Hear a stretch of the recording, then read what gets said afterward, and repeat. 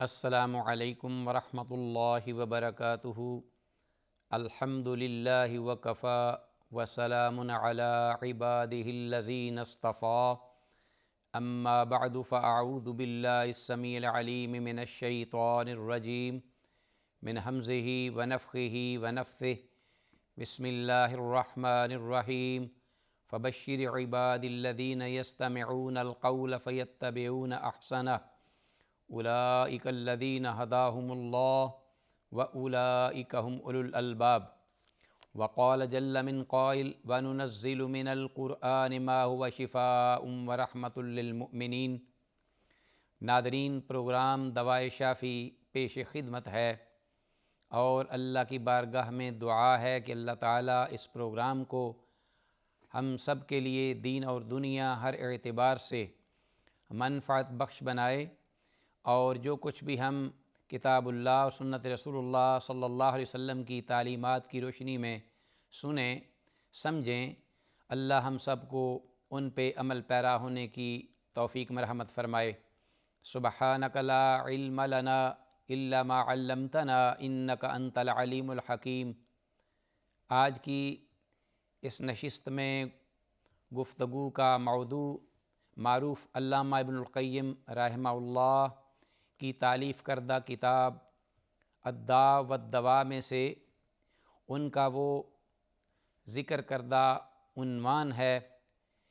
جس کے ضمن میں ہم نے گزشتہ پروگرام میں گفتگو کی، اور علامہ موصوف رحمہ اللہ نے دل کی کچھ بیماریوں کا تذکرہ کرتے ہوئے اس بات کو واضح کیا کہ انسان بسا اوقات اپنے آپ کو دھوکے میں مبتلا کرتا ہے، اور یہ بھی ایک دل کی بیماری ہے کہ کوئی شخص اپنے تئیں یہ سمجھے کہ میں یہ اچھا کام کر رہا ہوں، لیکن حقیقت میں وہ اچھا نہیں بلکہ وہ اللہ کی معصیت اور نافرمانی ہے۔ تو اس سلسلے میں انسان کو چاہیے کہ وہ پوری طرح تسلی کر لے، مطمئن ہو جائے کہ جو بھی محنت اور تگ و دو میں کر رہا ہوں وہ برابر ہوگی کہ نہیں۔ قرآن مجید میں اللہ نے اس طرز فکر کو ان الفاظ میں بیان کیا ہے، افمن زین لہ سوء عملہ فرآہ حسنا، کہ وہ شخص جس کے لیے اس کی نافرمانی کا کام مزین اور آراستہ و پیراستہ کر دیا جاتا ہے، تو اس کو وہ محسوس کرتا ہے، خیال کرتا ہے کہ یہ نیکی ہے، تو یہ ایک دھوکہ ہے۔ تو اسے چاہیے کہ وہ اس بیماری سے نکلے، اس کا علاج کرے۔ ناظرین، اسی ضمن میں علامہ ابن القیم رحمہ اللہ نے ایک دوسری بڑی انسان کی کمزوری، یا سمجھ لیجئے کہ دل کی دماغ کی بیماری، اس کو فائنڈ آؤٹ کیا اور کہا کہ انسان جب کوئی عمل کرتا ہے تو اس عمل میں اس کے اندر جو اخلاص عمل کی قبولیت کی ایک شرط ہے، اس کا وہ فقدان ہوتا ہے، تو اس طرح وہ اس عمل کرنے کے باوجود اس کے اجر و ثواب سے محروم رہ جاتا ہے، بلکہ نہ صرف یہ کہ وہ محروم رہتا ہے بلکہ اس پر اس کی سخت پکڑ اور گرفت ہوگی۔ شریعت طاہرہ میں اس سوچ کو یا اس فکر کو، جس عمل کے جڑ میں اس قسم کا ریاکاری کا، دکھلاوے کا جذبہ ہو، تو شرک سے یا شرک کے نام سے اس کو ذکر کیا گیا ہے، اور رسول اللہ صلی اللہ علیہ وسلم نے اس سے امت کو بڑا ڈرایا ہے اپنے ان الفاظ کے ساتھ کہ ان اخوف ما اخاف علیکم الشرک الاصغر، کہ میں سب سے زیادہ جو ڈرتا ہوں تمہاری بابت وہ چھوٹے شرک کے بارے میں۔ تو سئل عنہ فقیل ما ہوا، کہ اے اللہ کے رسول صلی اللہ علیہ وسلم وہ چھوٹا شرک کیا ہے جس کے بارے میں آپ اپنی امت کے بارے میں بہت زیادہ ڈرتے ہیں؟ تو آپ نے فرمایا کہ الریا، وہ دکھلاوا ہے۔ تو ناظرین، انسان عمل کرتا ہے اور عمل کرنے کے ساتھ اس کا اجر و ثواب ضائع کر بیٹھتا ہے، پھر اللہ کی طرف سے گرفت بھی آتی ہے۔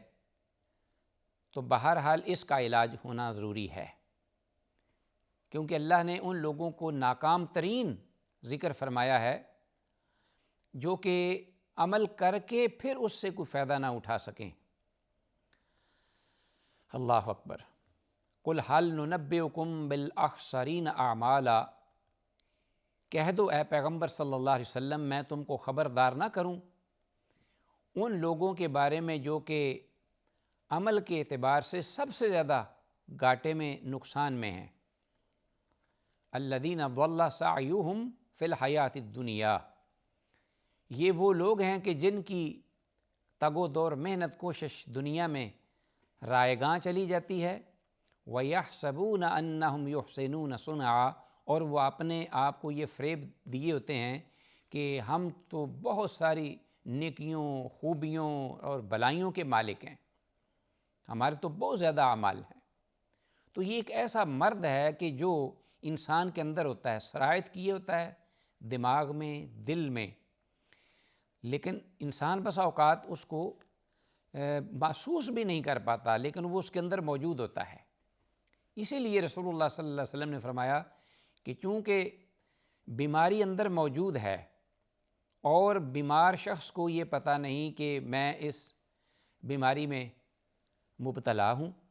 اور اپنے آپ کو وہ اپنی دماغ اور دل کی اور درستگی اور صفائی پر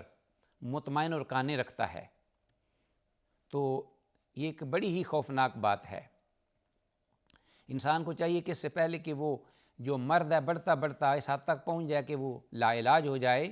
اس کو شروع سے ہی اس کی بہکونی کی جائے اور اس کی جڑ سے اس کو اکھاڑ پھینکا جائے۔ تو ایسے لوگ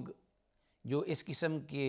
بیمار ذہنوں کے ساتھ اعمال سر انجام دیتے ہیں، ان کا جو ذکر ہے وہ علامہ موصوف رحمہ اللہ نے ایک معروف حدیث ہے جو صحیح مسلم میں حضرت ابو ہریرہ رضی اللہ تعالیٰ عنہ سے مروی ہے، وہ ذکر کی ہے،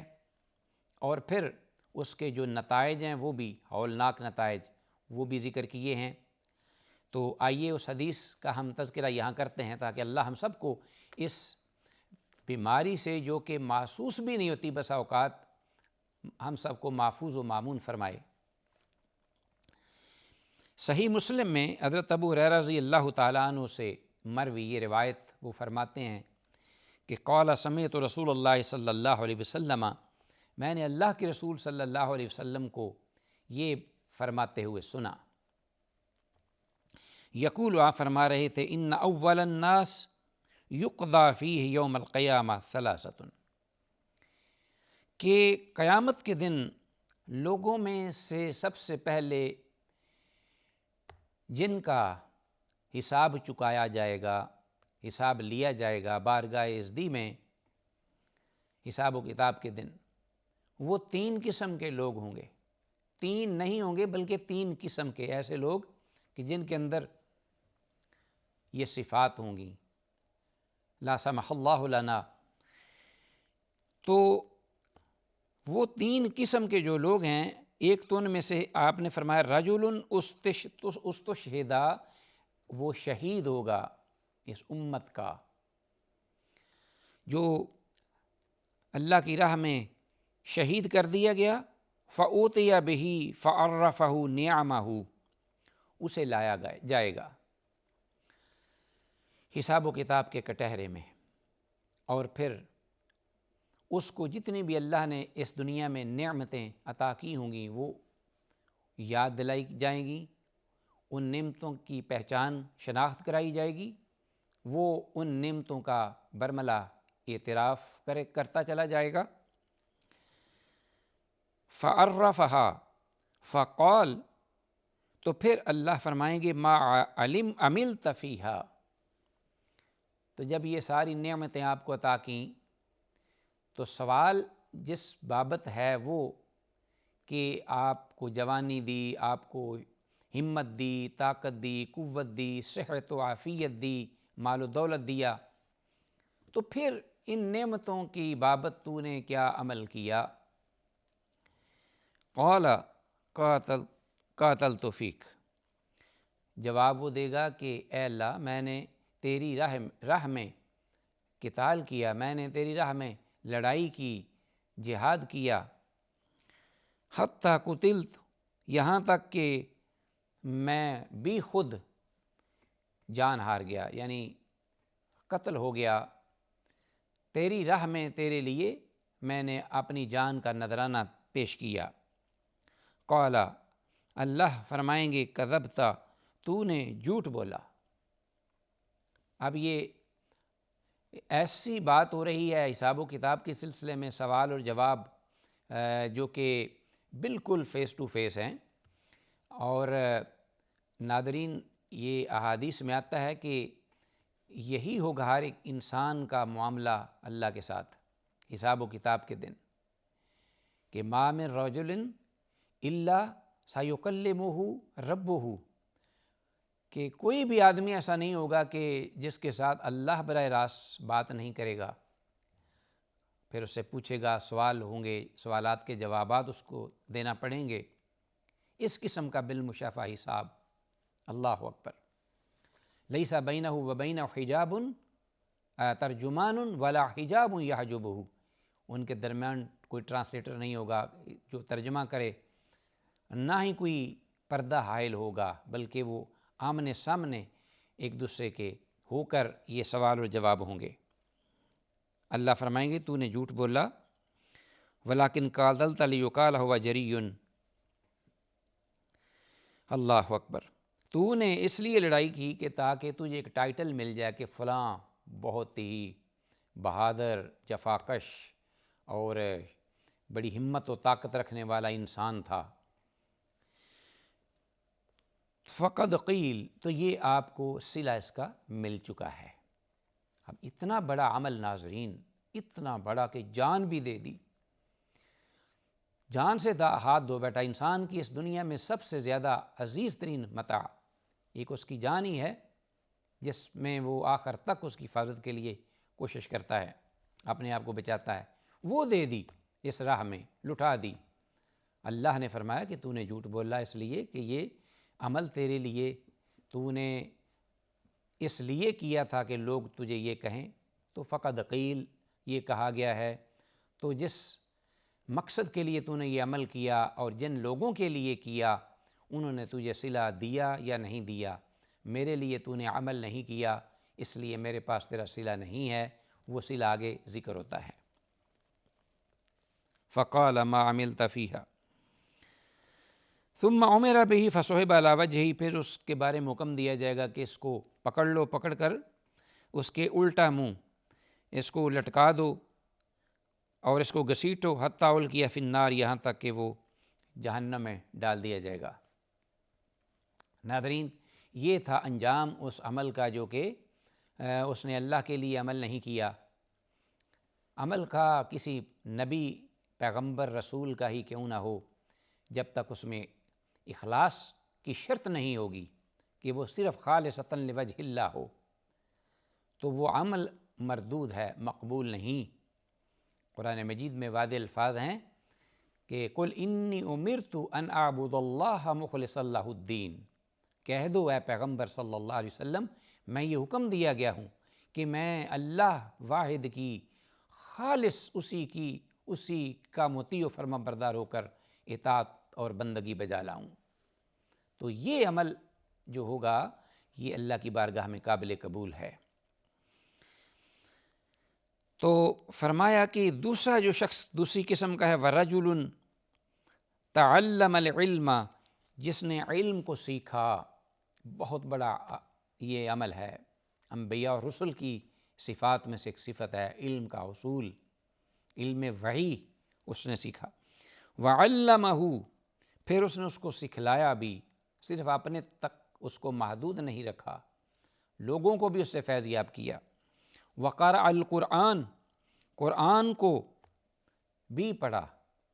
ظاہر ہے کہ علم اس وقت تک علم وحی نامکمل ہوتا ہے جب تک کہ اس کے ساتھ قرآن حکیم کو نہ سیکھا جائے، اس کو نہ پڑھا جائے، اور اسی طرح سنت رسول اللہ صلی اللہ علیہ وسلم کو نہ سیکھا جائے، نہ اس کی بابت علم حاصل کیا جائے۔